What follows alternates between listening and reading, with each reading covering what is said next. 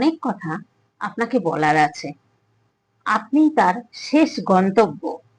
তিনি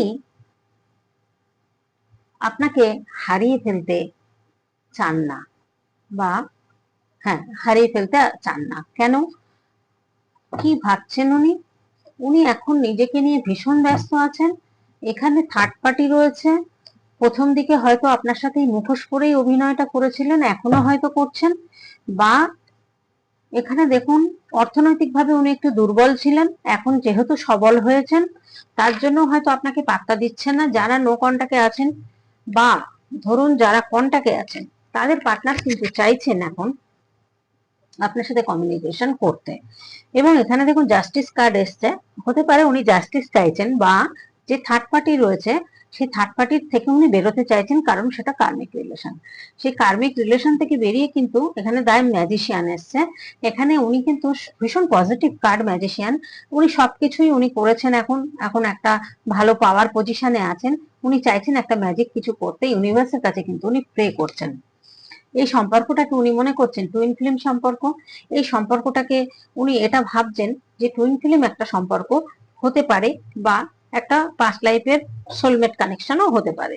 তো এই জায়গাটা দেখা যাচ্ছে উনি কিন্তু আধ্যাত্মিকতা পাতে আছেন। হয়তো অনেক কিছু উনি বুঝতে পারছেন, কিন্তু কিছু হয়তো করতে পারছেন না। তবে এখনই যারা নো কন্টাক্টে আছে তাদের হয়তো একটু দেরি হবে। যারা কন্টাক্টে আছেন, দেখা যাচ্ছে খুব বেশি দিন নয়,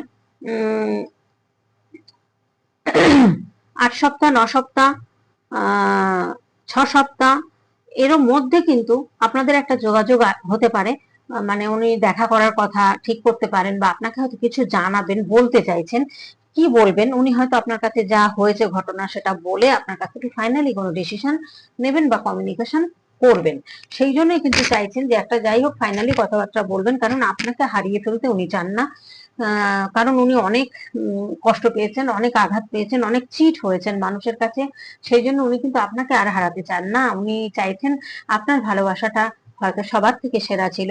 আপনি তো ভালোবেসেছিলেন হয়তো অন্যরকম ভাবে, সুন্দরভাবে ভালোবেসেছিলেন, যে মন থেকে ভালোবেসেছিলেন, সেই ভালোবাসাটা হয়তো উনি পাননি কোথাও। তার জন্য কিন্তু দেখা যাচ্ছে যে তাই আপনি হচ্ছেন তার শেষ গন্তব্য, এবং তার অনেক কথা আপনাকে বলার আছে। আপনাকে কিন্তু তিনি হারাতে চাইছেন না, বা চান না।